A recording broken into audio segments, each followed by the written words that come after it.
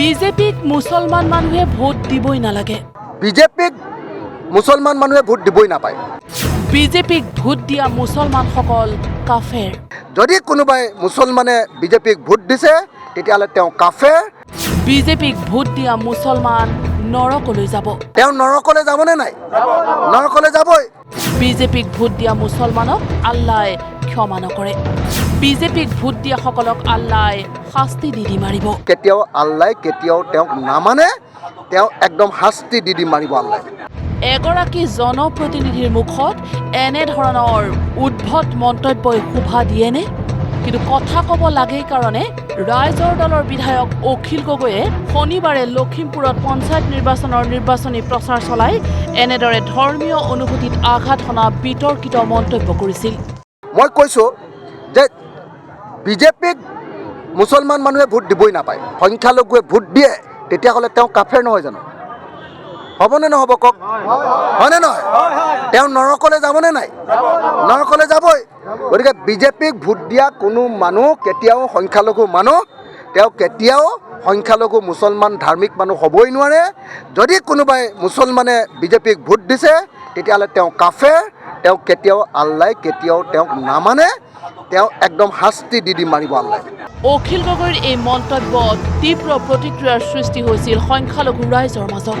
হিতে বিপৰীত হোৱা যেন দেখি অৱশেষত সংখ্যালঘু ৰাইজৰ ওচৰত হাত জোৰ কৰি ক্ষমা বিচাৰিবলৈ বাধ্য হ'ল বিধায়ক অখিল গগৈয়ে।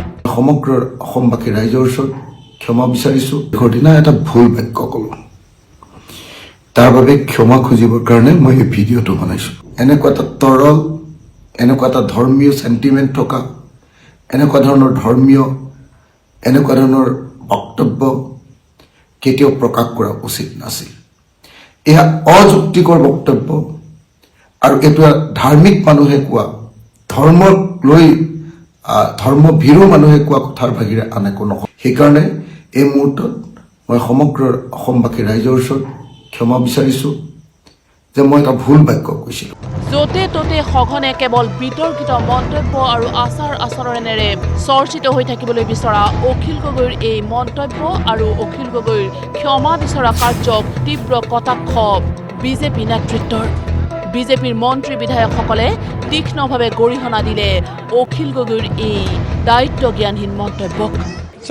মই অখিল গগৈক কথা বতৰাত উত্তৰ এইকাৰণেই দিব খোজা নাই, যিজন মানুহৰ গুৰুত্ব নাই তেওঁক গুৰুত্বপূৰ্ণ কিয় ইলেকশ্যনৰ আগত কৰি দিওঁ।